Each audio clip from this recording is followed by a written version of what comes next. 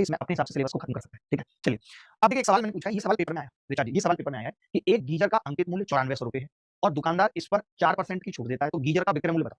आप बता सकते हैं, बड़ा सिंपल सवाल है। देखिए एक गीजर का अंकित मूल्य 9400 है और उस 9400 पे 4% की छूट मिलती है। तो अभी आपको हल्का फुल्का प्रॉफिट लॉस आता है तो अच्छी बात है, नहीं आता तो सुनो ध्यान से। मान लेते हैं कि 4% की छूट मिलती है, इसका मतलब मैं ये कह सकता हूं कि किसी चीज पे अगर 4% की छूट मिलेगी, -4% होगा, तो बचेगा कितना? तो आपने कहा कि 96% बचेगा, यानी 9400 का 96% बचेगा, बचेगा जीरो से जीरो।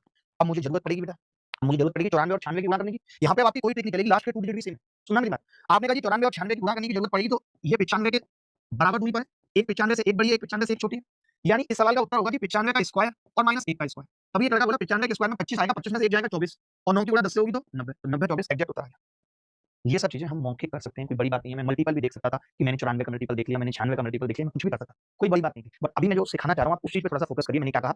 मैंने कहा 9400 रुपए किसी वस्तु का अंकित मूल्य था, उस 9400 पे 4% आपने कम कर दिया। 4% कम करने का मतलब क्या है? 96% कर दिया। 94 का मतलब 94 और 96 की गुणा करनी है। तो अभी मैंने पीछे क्या सिखाया था? यहाँ पे याद करो मैंने क्या सिखाया था कि अगर कोई दो संख्याओं का गुणनफल पूछा है और वो किसी एक संख्या से इक्वल दूरी पे होंगे ही होंगे, हो ही नहीं सकता नहीं हो, उनके एवरेज से।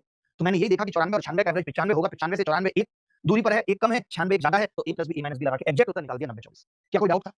8 का फैक्टर बिल्कुल बिल्कुल 8 का फैक्टर चेक कर सकते थे, कोई ऐसी बात नहीं थी कि संख्या